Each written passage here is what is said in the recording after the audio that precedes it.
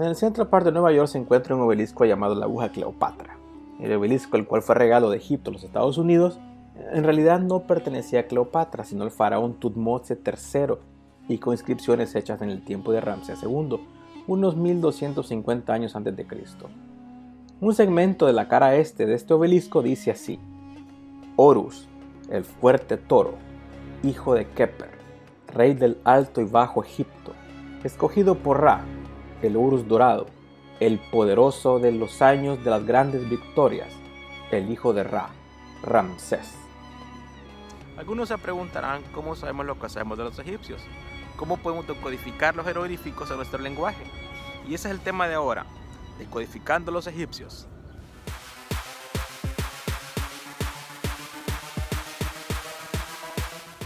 El egipcio antiguo pues ya nadie lo entiende. El egipcio es una lengua muerta. Si ustedes van a Egipto, lo que la gente habla es una variante del árabe que se le llama el árabe egipcio.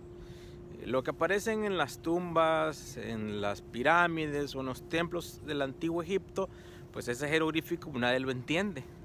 A menos pues que ustedes tengan un estudio académico que puedan interpretar lo que los antiguos quisieron decir. Y hay mucha gente que sí tiene estudios de jeroglífico y que gracias a ellos podemos aprender y podemos saber lo que los antiguos egipcios quisieron decirnos. Ahora, no solo los egipcios escribieron en jeroglífico. Por cierto, no toda la gente egipcia de la época egipcia escribía. Se calcula que menos del 1% de toda la población egipcia era capaz de escribir algo. Ahora, los escribas, quienes se dedicaban a la escritura, pues ellos podían redactar una variante de jeroglífico que se llamaba el hierático, y no lo hacían en las paredes, lo hacían en papiros o lo hacían en fragmentos de vasijas. Ellos podían utilizar cualquier soporte para poder escribir algún mensaje. De hecho, hay muchas vasijas que tienen mensajes como por ejemplo la orden para construir una mesa o una silla o un poema o una historia. No solamente cuestiones religiosas o cuestiones políticas como aparecen en los monumentos. Ahora, luego apareció otra versión del jeroglífico un poco más estilizada, que algunos dicen que es como jeroglífico taquigráfico, y ese se le denomina el demótico. Luego, casi en la época grecorromana, va a aparecer el copto.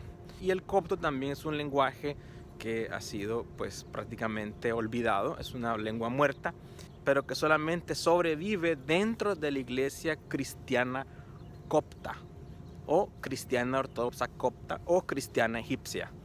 Es decir, que si nosotros tenemos acceso a aprender copto de alguna manera, podríamos saber, por lo menos aproximarnos a cómo hablaban los antiguos egipcios. Y de hecho esa fue la salida para poder decodificar los jeroglíficos egipcios.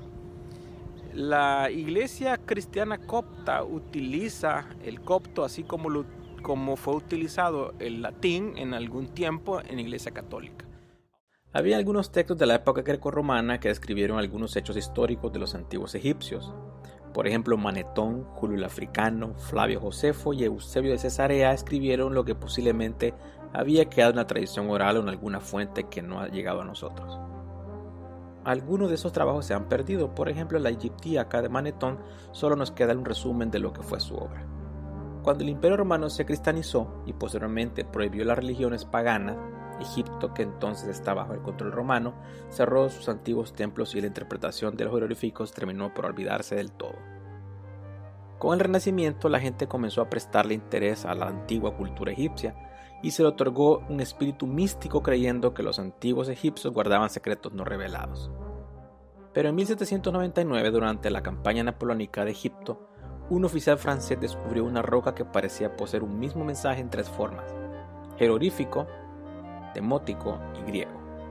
La piedra se le conoció desde entonces con el nombre de piedra Rosetta. Sin embargo, los ingleses la reclamaron suya después de haber derrotado a Francia en Egipto, aunque permitieron que los franceses hicieran copias en papel del texto que aparecía en la piedra.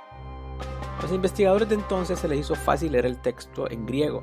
Sabían que se trataba de un decreto del faraón Ptolomeo, pero le era imposible interpretar el jeroglífico y una versión estilizada de ella, que que entonces fue conocida como demótico.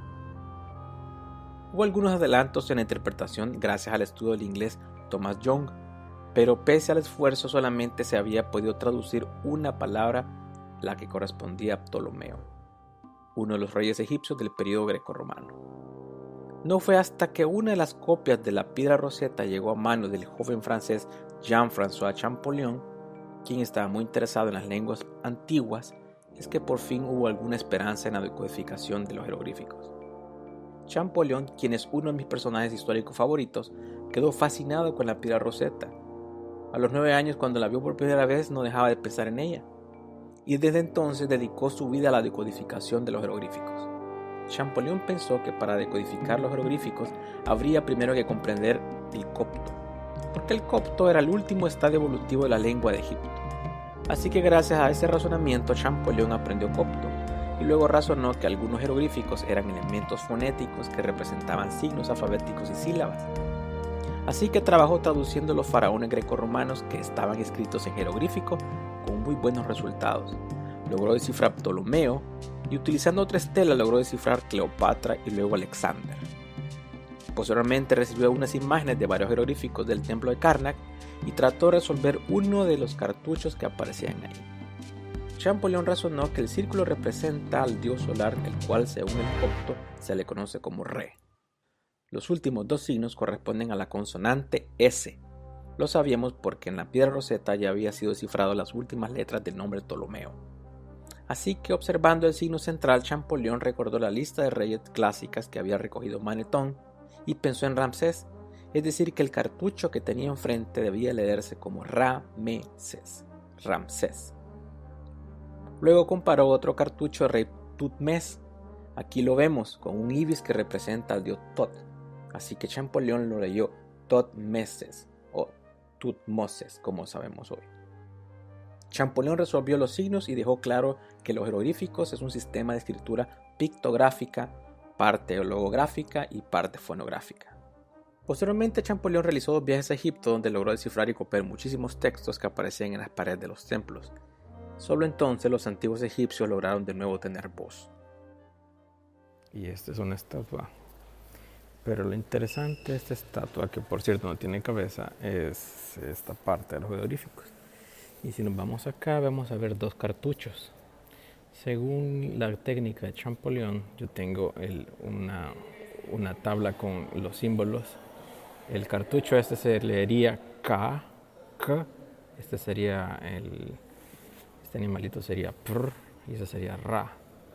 Sería K, P, Ra. Este es un faraón. Y este otro tendría que leerse de otra forma. Vamos a ver cómo leerían el cartucho este. Voy a poner un link en el video con la pronunciación del jeroglífico y me dicen cómo creen que se podría leer este. A ver quién gana, lo pueden poner en los comentarios. Una vez que fue posible leer lo que los antiguos egipcios escribieron, nos dimos cuenta de que lo que parecían misteriosos diseños tenían un sentido a veces mundano, a veces artístico, a veces religioso, político y hasta filosófico. Hemos descubierto obras literarias como la historia de Sinué, que trata como un administrador de la corte egipcia emigra hasta Siria, donde reside y pasa aventuras, hasta que su nostalgia le exige regresar a Egipto para morir en él. También hemos leído los consejos de Keti a su hijo Pepi, y así también las enseñanzas de Tajotep, que dice lo siguiente: no te vanaglories de tu conocimiento, ni te enorgullezcas porque eres un sabio. Toma consejo del ignorante, del mismo modo que del sabio, pues no se han alcanzado los límites del arte, ni existe un artesano que haya adquirido su perfección. También hemos comprobado de qué trata el libro de los muertos y cuáles son sus fórmulas para sobrevivir las pruebas de ultratumba y el juicio de Osiris. También hemos leído el texto de las pirámides y el texto de los ataúdes.